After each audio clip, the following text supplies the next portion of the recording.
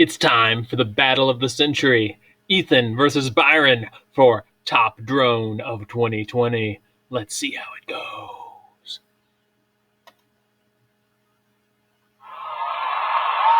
Both models look sleek and silver.